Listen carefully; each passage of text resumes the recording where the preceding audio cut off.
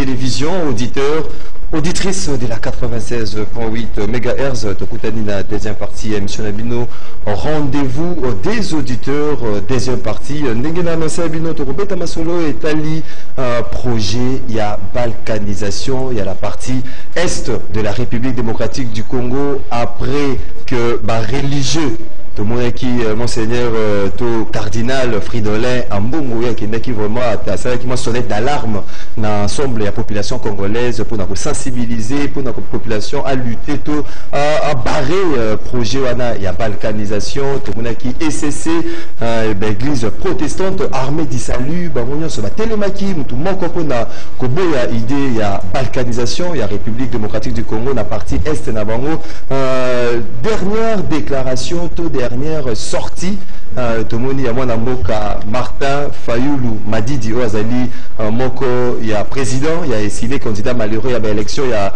2018 yé azwaki préoccupation wana to maka en question sur la balkanisation ezalaki vraiment en face na centre ya discussion na ye na bapandisango alobi ete balkanisation bato bazali koloba projet ya balkanisation bato bazali koloba o bato balingi batante balkanisation déjà ezali exécuté à 70%, 70% déjà ezali exécuté. Puis alobi ete abwakeli charge wana somo na mboka Joseph Kabila Kabange ya alobi pendant règne ya Kabila il est déjà exécuté 55% la balkanisation puis monto o ya considérer que ya yimbe ko diriger mboka de Joseph Kabila ya alobi ete mokonzi mboka Félix Tshisekedi ye na une année la ya sali na pouvoir ye a qui déjà na 15% ou sali 70% déjà Congo ezali balkanisé mais to landaki dernière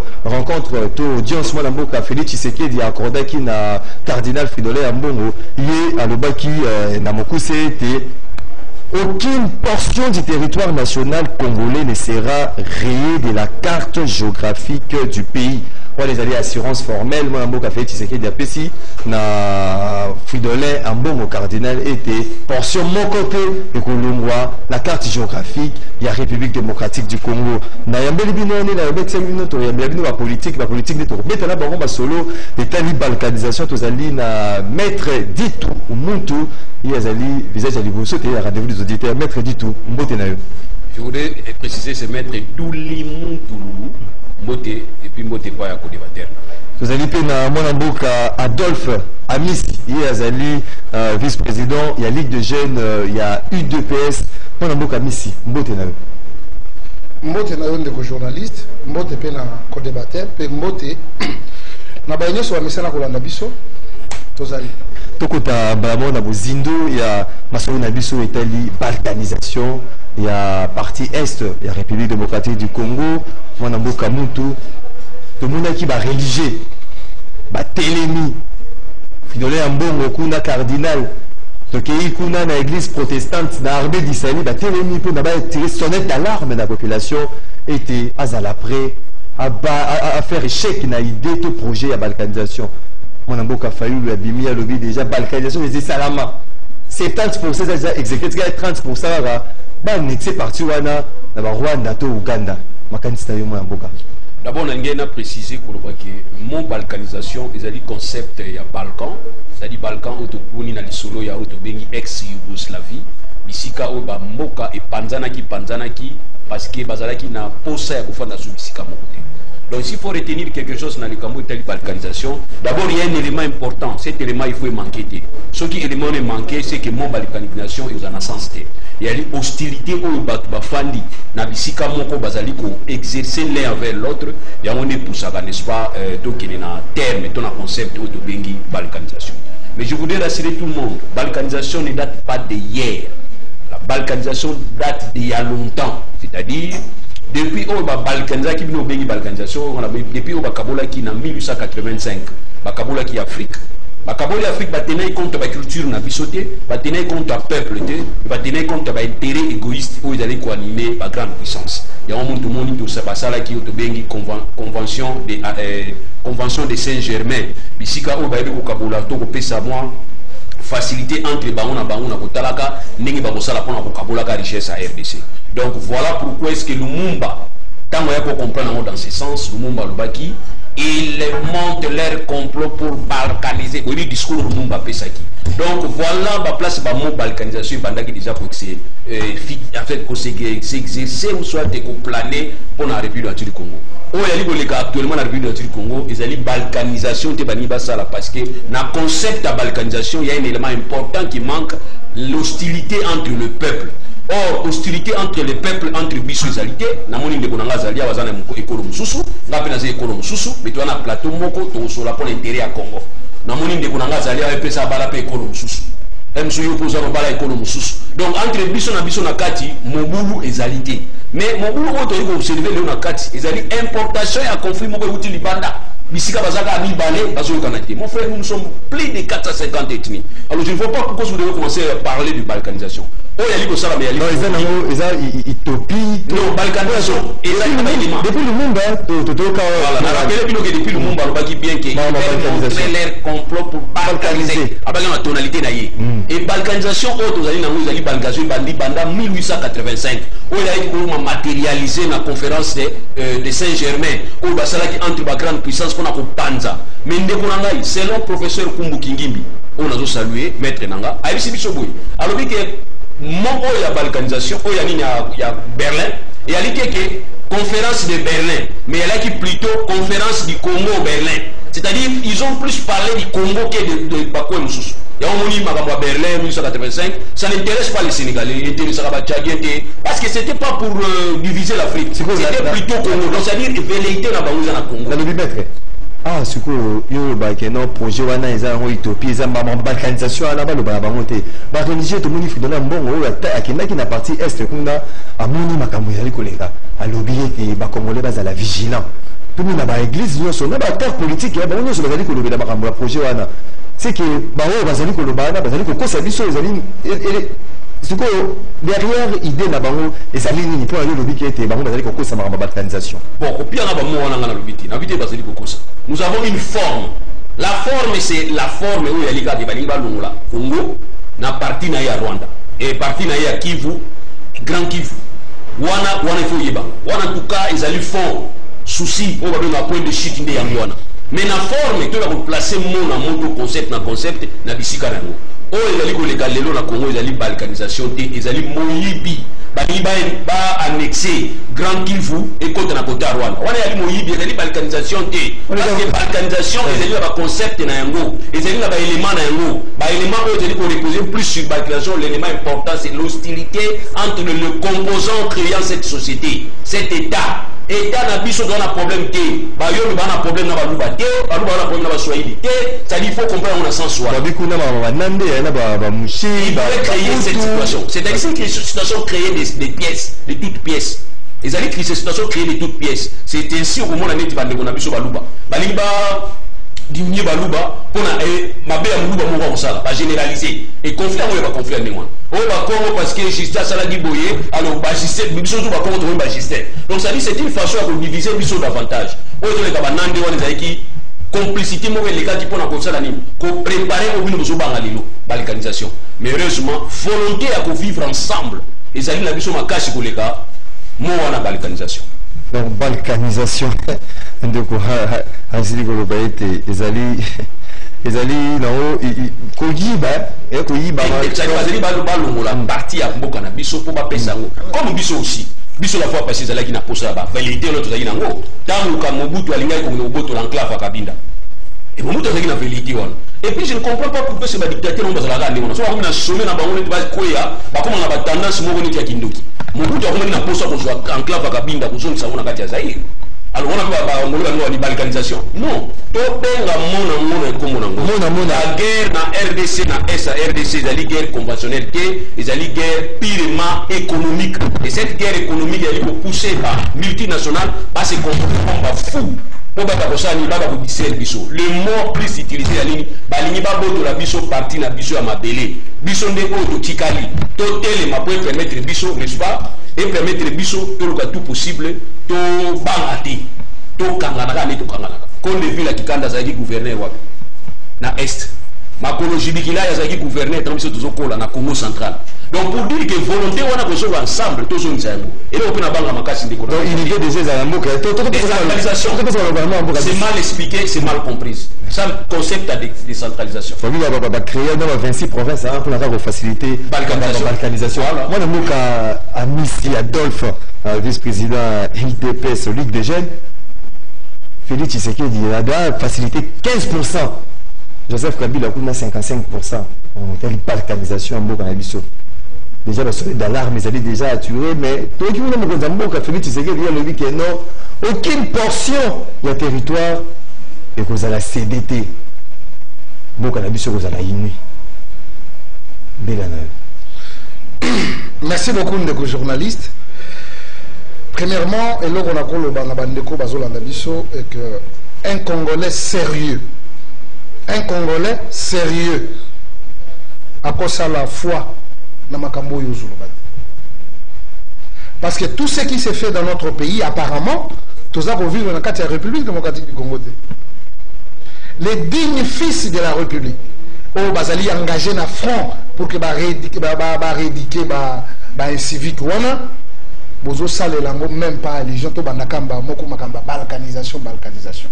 J'aime en tout cas les détails à mettre par rapport à mon balkanisation et Utaki Wapi et qu'est-ce qu'il y a entre le peuple parce que ceux qui sont dans biso to bandi ko bomala to non bino botika le para bino biso beto tika le para biso. Il y a la fraternité, il y a l'amour, il y a cette volonté de vivre ensemble. Oh, Congo, mais il y a des gens mal intentionnés. Oh, publicité mettre un lobby clair. C'est de l'escroquerie qui gangitisme pour tout le monde.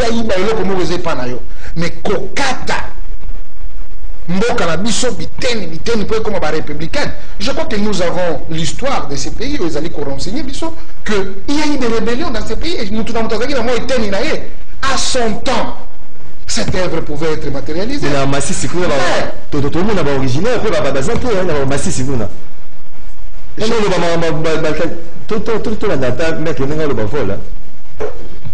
Ce qui est clair, hein, ce qui est clair, ma balkanisation, bien sûr, Tokolo Belango n'a pas sens nyoso. Parce qu'il y a aussi des politiciens qui vont sauter sur l'occasion pour bâtir Bangoka. Mais moi, mis une tweet personnelle, n'a pas rassuré que la balkanisation n'aura pas lié dans ce pays. Mais tout le monde est vous êtes dans l'opposition qu'on a à Missi. L'interview m'a rebellé. Je sais. Balkanisation qu'on a déjà. Mais les lois, tout le monde a confirmé que non, il n'y aura pas balkanisation, c'est alité. Mais vous avez dit soyons rationnels. Soyons rationnels. Nathan Waliboso, tu as dit qu'on dénoncer parce que tout le sur terrain, ils ont dit qu'on a la défection et les envahisseurs sur terrain. Mais ce n'est pas le cas aujourd'hui. Les enfants de la République, nos forces armées de la République démocratique du Congo, va mettre en déroute ma force Nyos. Je tiens à vous rassurer que Ben est presque totalement pacifié. Non, non, mais quand même, apparemment, tu ne suis pas les événements sur le terrain, mon frère. Moi, je suis pas. FRDC, voilà. Oui, en déroute. Pourquoi ne pas donner la parole réconforte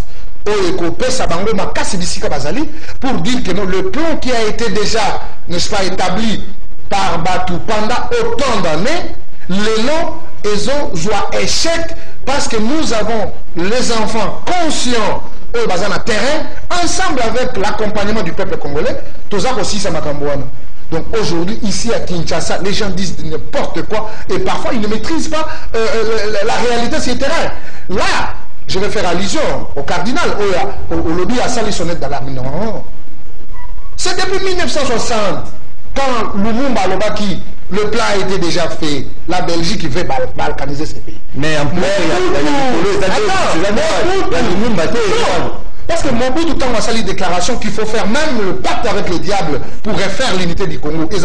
C'était au front, les balles crépitaient, les Congolais tombaient, nos militaires tombaient sur le champ de bataille.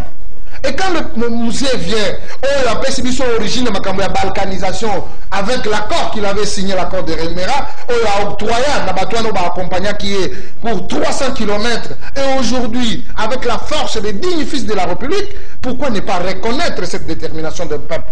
Que le lobo a un discours inutile, vous avez une salle, vous avez un hôtel, vous faites des déclarations, ils allaient contenir des déclarations encourageantes.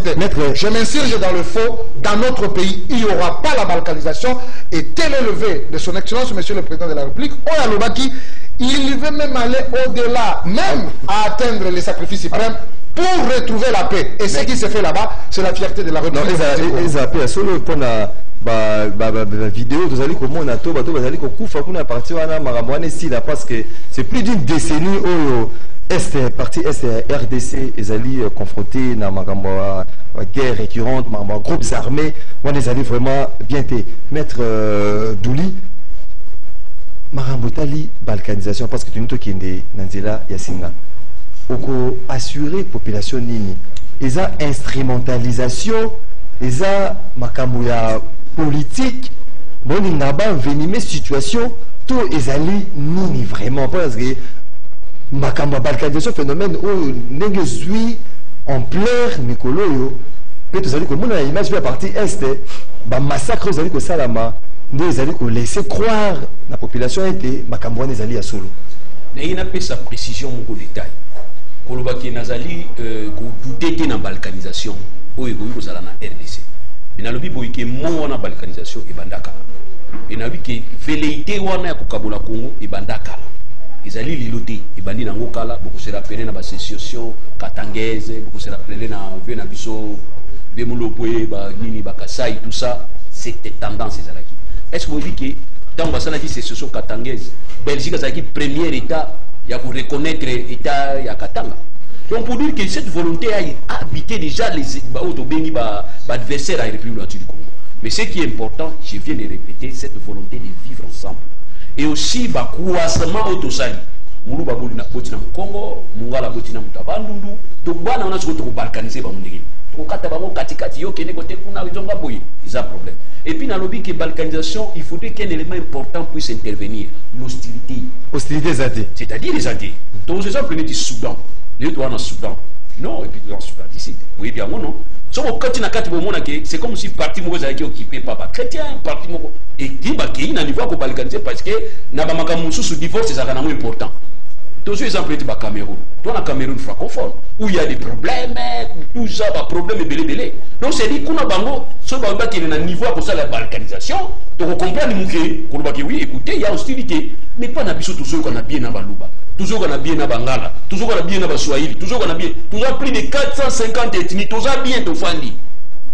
Vous avez des ethnies, vous avez des modèles.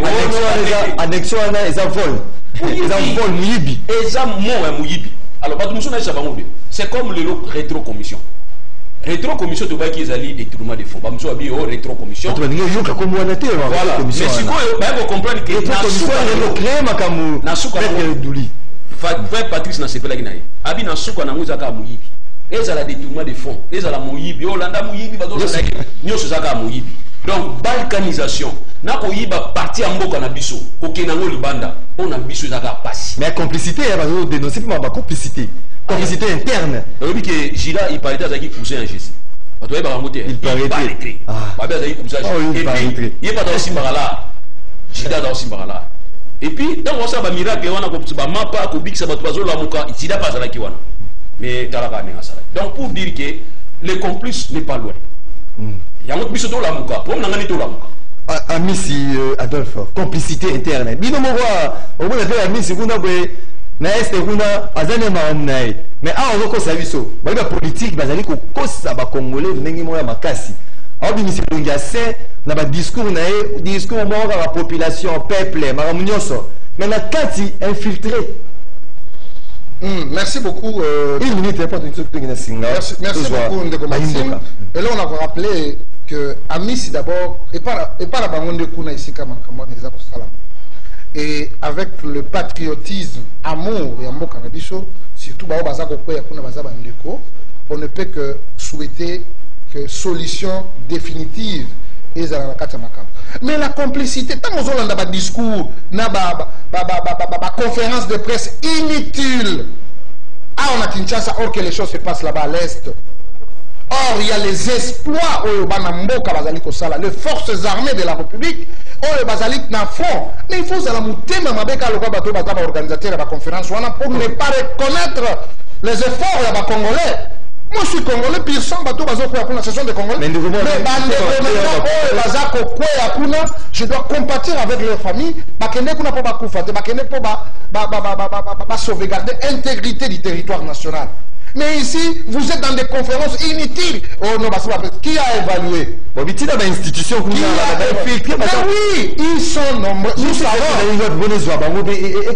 Non, non, mon cher, l'État, Bajirakango, n'a pas spéculation, n'a pas liberté. L'État, il faut en avoir précision. L'État. Il faut dénoncer des alités. Non, il manquait. Non, il faut dénoncer. Vous allez nous infiltrer, peut-être dénoncer. Non, il n'y a pas que l'État, d'abord, on a Léviathan. Azali lokola gendarme ya mboka et en plus l'État est moko Azali État providence où il y a l'organisation. Chaque chose doit être à sa place et pour l'instant ce qui nous préoccupe Azali discours démagogique.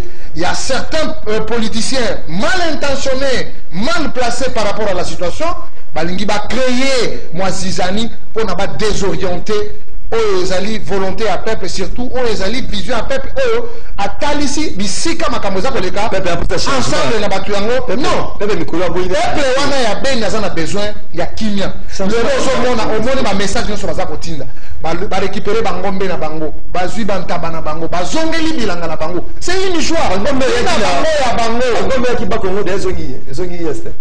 Mon frère, on parle de l'Est, Tokende na nzela ya Singa, Bobe Ngabiso na 082 33 33 749 082 33 33 749 on a bazali ko Ngabiso na radio, batu bazali ko Ngabiso na télévision numéro ezali affiché au bas de vos écrans bori ko benga bopesa makanisi na bino. Allô, bonjour.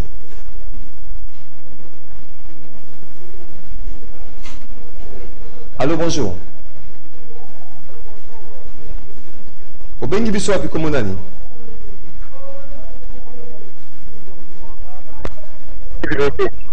Oui, ndeko, contribution na yo.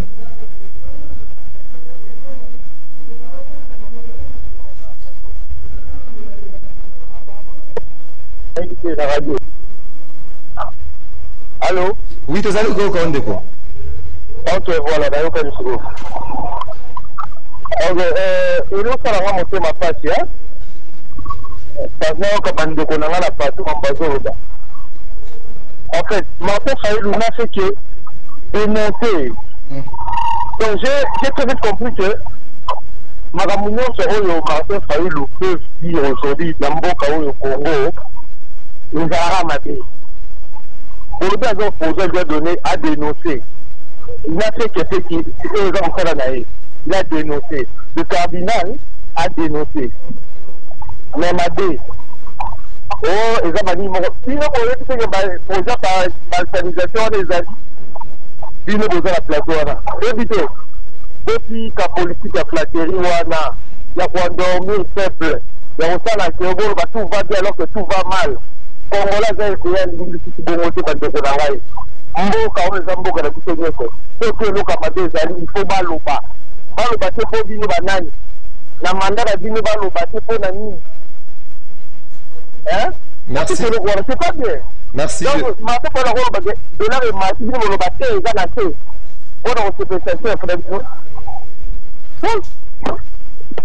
merci mon frère inconnu depuis quelque part. 082 33 33 749. Allô, bonjour. Alors, bonjour. Obengi biso api komonani. Bonjour. Bonjour, Obengi biso api komonani. On a bien quelque part. Oui, t'es quoi inconnu? On va inviter Baza pour le plateau. En tout cas, c'est regrettable. Parce que bien le DPS pour le pouvoir, le bureau hier, vous avez dit que vous allez critiquer le pouvoir en place. Mais le matin, il y a à Salaki, comment on pense, tout ça bien au monde marqué. Mais eloko eza réel bato azokufa na este mozomona ngo eza normal non lifo toloba totelema parce que bato azocontinue bakongoli bato azokufa na este baza bandeko na biso tosala basentiment te eza na nga na este bende yango wana donc en tout cas eza na regrettable ntango ozolingaki bochrétien Martin Fayulu et puis cardinal c'est regrettable donc la souci ya mboka na biso. Merci.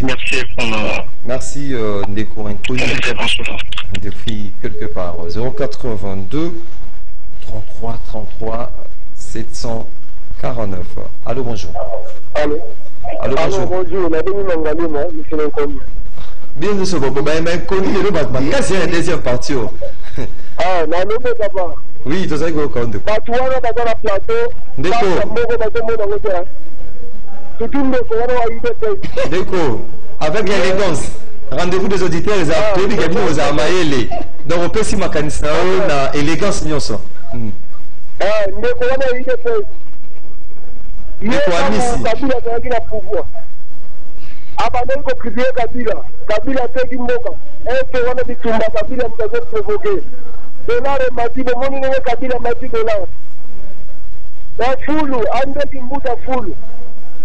Iko retourne na bango pour le fili de dollar Kabila tiaki yango na mbongo epuke apezaki mwa likolo me ezalaki na niveau bango bakomi nango te bango kutu bayeba matisi lisusu ore batelema te na niveau Kabila tikaki bango bamatisi ese bitumba na bitumba bato bazokima barwanda bazokota bato na bango bapomaka bandeko na biso bakongolais trop c'est trop wana moni pouvoir oyo bazomisa na Fayulu epi bayeba te ke moto azwaki eza Fayulu Mabudi bazomisa pouvoir na Fayulu mpo mboka edemare epi tozomisi mboka na Fayulu te mboka na biso toujours ekozala ya kopanzana na sudi wana papa. Merci Ndeko Inconnu depuis Ngaliema.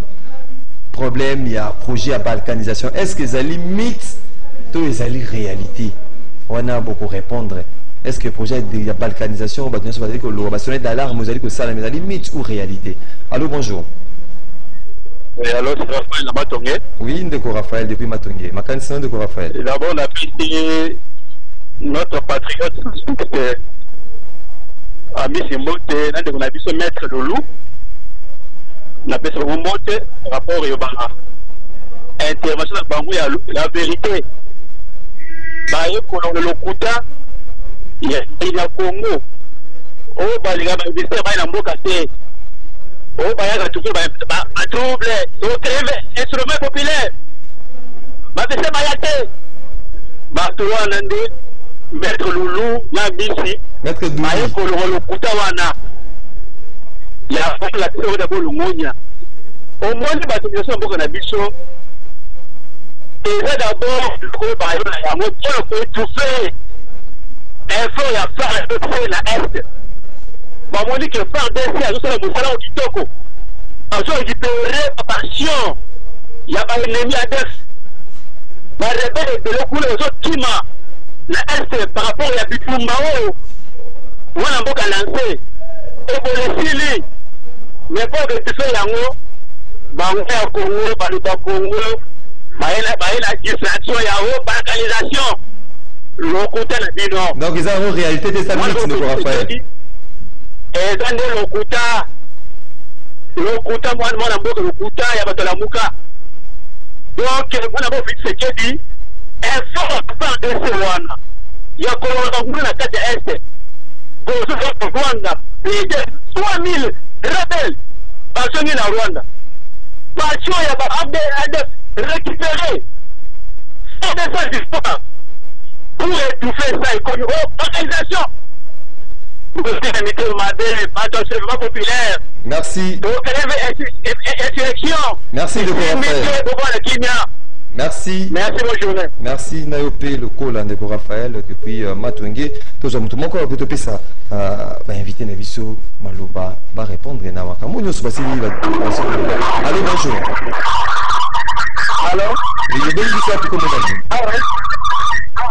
okokita volume ya télévision na yo to ya radio na yo. On va comprendre déjà que détermination chef de l'État bitumwana ilingi na leo bandi ba discuter na ba bango ya balkanisateur bandi le note sans bemba na urumdorwa na batumusungu bazi ba parti ambo wazaka na la mbogote ba la mbogote bocha lo kusala na tesi président miki moto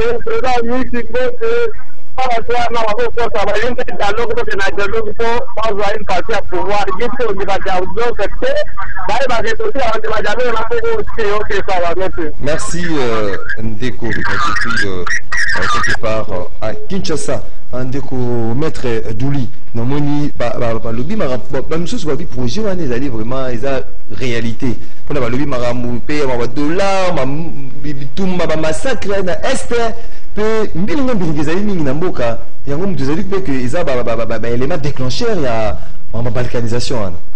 Bon, d'abord nalingaki nayebisa yo ke eza mpasi kozala na correspondant inconnu ntango oza na correspondant inconnu oyebi ete difficile. Il y a Edio, mais il peut se permettre de tout. Nous avons un problème dans la RDC, nous avons un problème d'appréciation. Tant que vous allez, vous comprenez, nan atangi kombo fayu, nan atangi kombo afou. Quand tu vas dire bateau bazan na plateau, bateau ça la flatterie, je ne sais pas. Moi j'ai fait la science, nazo balinga la science. Ou alinga contredire nga aya na domaine o yanga. Donc nga atangi kombo mutute, nazo kumisa mutute, nazo tala nde science. Parce que ce m'a fait ça côté ya Tshisekedi, Félix Tshisekedi, nazo lobaka yango. Qui et on peut-être les reproches n'a pas c'est pas il y a catch de manière générale si on doit passer à fin nous sommes dans la démocratie nous tous avons le droit il y a vous avez l'opinion Fayoulou a un droit vous avez l'opinion Congo il y a biso ne pas n'engagé Congo il y a biso tout il y a pas un droit il y a vous avez et surtout que Azali opposant au Azila qui deuxième na ciment il y a chef de l'État. Donc, c'est-à-dire, à ça l'importance, est-ce qu'il faudrait qu'il y ait jouer importance nous comptons sur lui comme alternative, nous comptons sur lui comme contrepoids. Alors, ceux qui n'étaient pas aujourd'hui qu'on comptait pour naïe comme contrepoids, c'est un problème. Moi, je suis scientifique, je reste dans la science. Quand je dis que la balkanisation va éliminer les gens, est-ce que espoir Ezali dans massacre ou pas? Non, les détails, je ne veux pas. Ceux qui veulent dire mon balkanisation, on a mon qui est bon. Mon balkanisation, on a des éléments pour la balkanisation. En tant que scientifique, on a dit que non, éléments pour les hostilités entre bisous. Il fallait que y ait un Mourouba, si le pâté de la vie de Moutouaï, on a un Congo, il fallait que on a un beti na ngombe na beti du kofi voilà toi ba Congo na ba soyito kabula ba on ba ngunda chaque jour minga na mona ba yimo na tingale to sabien ya to défendre wa opinion ya yi ya ngati kapna so ya ngai abeti na kofi tinga na beti kofi tuko to balika tuko to kabula ngana yi ya ona mina benda ba tunasema comprendre que balkanisation ezali ko kabula bato ba yiko yokana te bato bafanda kabisika moko banda kala ba yiko yokana lisusu moyibi yango ozolo ba moyibi balkanisation multinational nani ba faciliter que moyibi wana multinational en complicité na pays autobengi Rwanda bazali ko exploiter RDC pour exploiter bien RDC qu'est-ce qu'ils veulent ba créer Zizani na partie est comme c'est comme un non-état et comme un vide comme c'est permettre à ce que bango ba continuer ko sala ba oya bango ko yibaka moyibi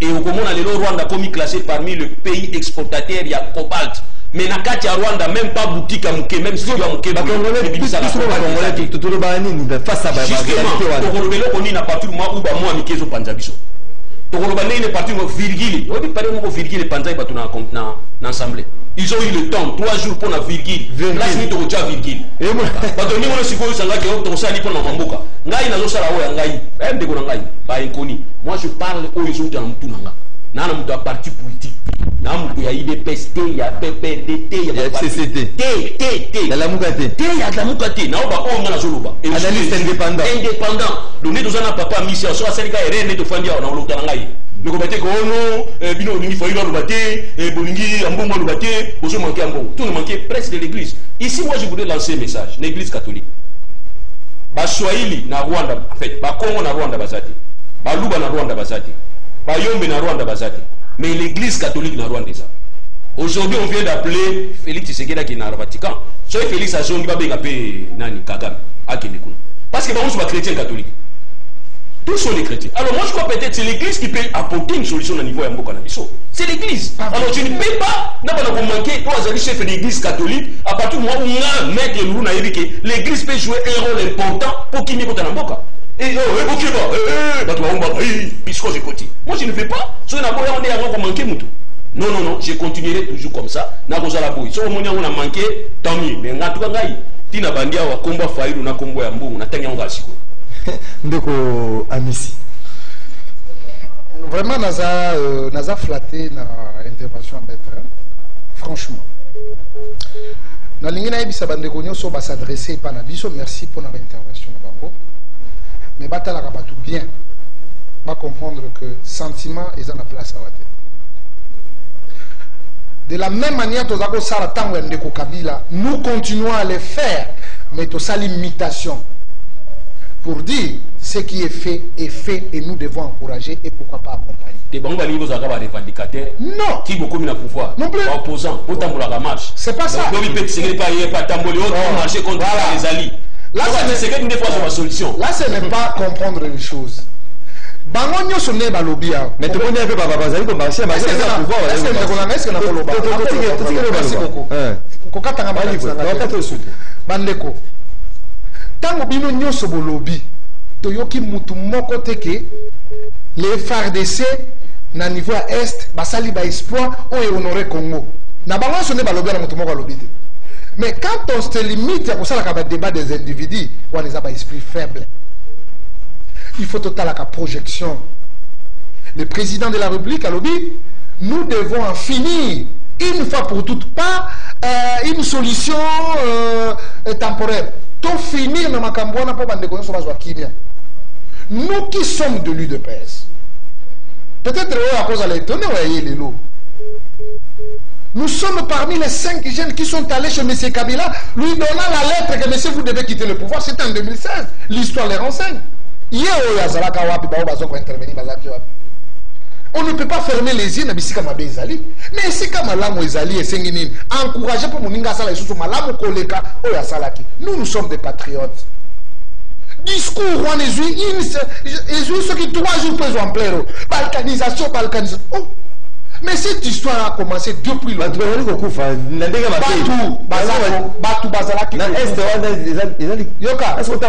Bazalaki Kokufa. Tozali ko souhaiter liwa ya baningati. Et aki par rapport à Oyo Bango, ce sont des miyibi. Baza na besoin de lokomoko, baza na kati. C'est pourquoi vous avez koloba ete makamwana ya est tozali ko kende progressivement makambo ezali ko sila par rapport aux ezali ko bima. Vous allez vous citer comme ya bateau rozana bango.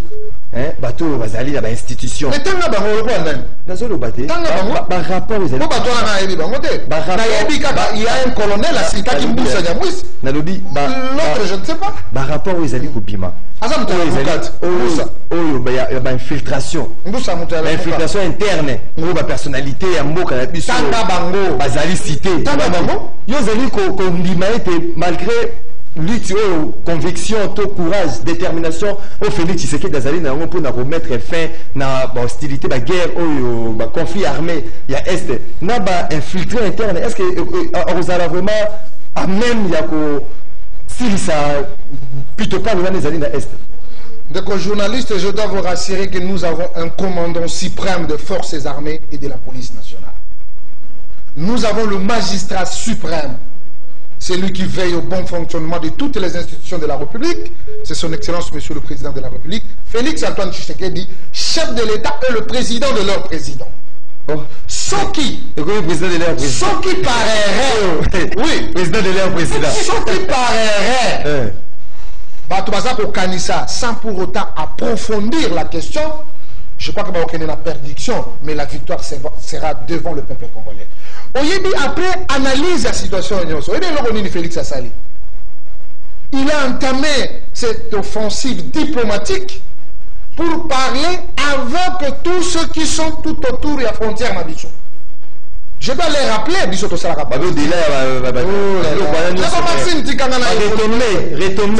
Évolué.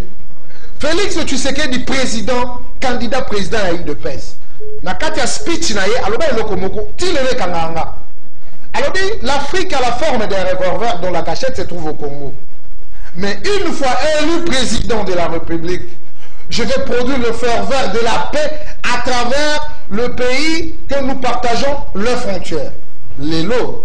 Et Zali Lissoussou Malobate, c'est une réalité. Félix a été à l'Ouganda, il était au Rwanda, en Tanzanie, en Zambie. Tout ça, c'est pour trouver une solution définitive. Alors, libre choix. Libre choix au rêveur. Libre choix à tous ceux qui dorment debout.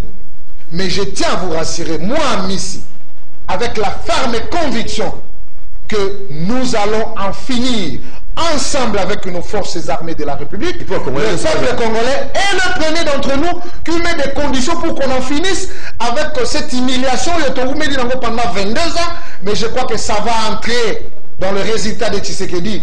Et les autres, Balingi va se mixer pour qu'on trouve la solution. Non, les forces armées de la République vont en finir avec cette histoire.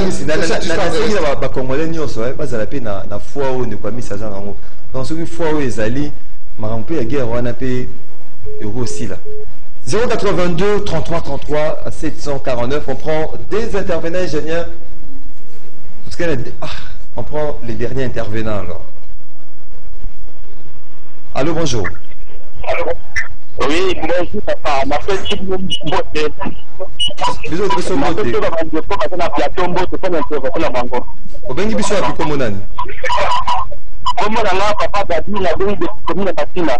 oui, Papa Gabi. Papa, on a reçu la congolais, vraiment, mais quand on me contacte à d'autres cas là, ceux qui te reconnaissent en côté, les affaires. Nous voulons savoir que le président de la République de l'État pour continuer à tout ça pour la signature. À la qui la Congolais et la Congo.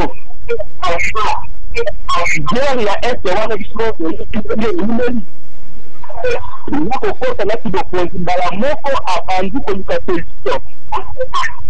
mais dans la jusqu'à présent, on reconnaît que le corps est de côté. Et puis, les gens qui a pas compris. Papa, Polingamboka, papa l'a visto, qui se dit, Azali répond, le Jésus a fait si peu la Congolais. Et puis, ce dont il m'a été, et le monde a Jésus, papa Félix, Congo et Kozanakinia, et à plus Congo et Kotombama, Tolongola, Baen Tribal, merci. Tolongola, Bapatidama, Pamba, mais Tolinga Congo, Tosidemi Bokondamboka, Azana Makantia Malamu, merci Deko Gabi depuis Massina. Deko Gabi depuis Massina. Tu sais, Zinabino, moi en boka Lulu de Lumontu, message non Yasuka, si je n'ai pas mon la RDC est dotée d'une loi portant statut à l'opposition. Nous sommes obligés de respecter ce statut. Il y a comme opposant comme étant bateau badali comme point tobenga bango ba contrepoids et puis il va couper ça idée constructive pour la Mboka. Nous avons la constitution qui définit pour dire dispose plutôt tous les Congolais sont égaux, ont les mêmes droits et par concours ont même devoir pour le bien-être de la République. Donc par Congolais nous sommes ici vous allez moko indivisible tous allez bisous. Et aussi, vous voudrez aussi savoir que dans le cadre de la décentralisation, c'était une notion mal comprise. Il y a un moment de l'Oyo, et gouverneur na Congo central comme Congo, et gouverneur na Kasai comme Luba, et gouverneur, oh, c'est pas ça la décentralisation. C'est pas ça la décentralisation. Décentralisation, moto nous allons dans la province d'origine, il faut la province où na Katia RDC, à Congo. Donc, de là où il est, bien qu'il n'étant pas originaire, il peut porter plus, avec une expertise, vous allez pas gouverner. Mais nous sommes au Kenya, dans la balkanisation. Donc c'est que j'ai compris que la balkanisation, ils allaient de part dans la décentralisation mal comprise, et puis on rentre dans le fédéralisme, si on rentre dans le fédéralisme, on peut tout soutenir la balkanisation. On a dit, oh, Congo, biso, biso na biso, Bané Congo, oh, Baluba, biso na biso, crainte n'a pas parce que ce sont des notions où ils allaient difficilement expliquer par le peuple, toujours dans la expliquer au peuple, et le peuple n'est pas bouillé pour comprendre. Voilà ce souci. Merci beaucoup. Toujours, chaque génération a une histoire certaine. Chaque génération a une histoire. Tout ça la référence dans l'histoire à Lumumba, l'histoire à Mobutu, la démocratie avec Tshisekedi, l'alternance, la vraie avec Félix Tshisekedi, qui est l'alternative crédible de l'alternance, comme je l'ai dit, toujours comme je le dirai toujours le président de leur président.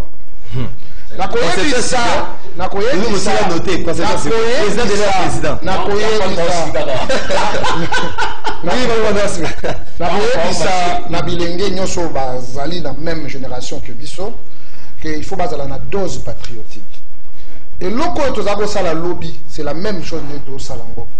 Et si qu'ils allaient pembe, c'est qu'ils allaient pembe, et si qu'ils allaient moindo, c'est qu'ils allaient moindo.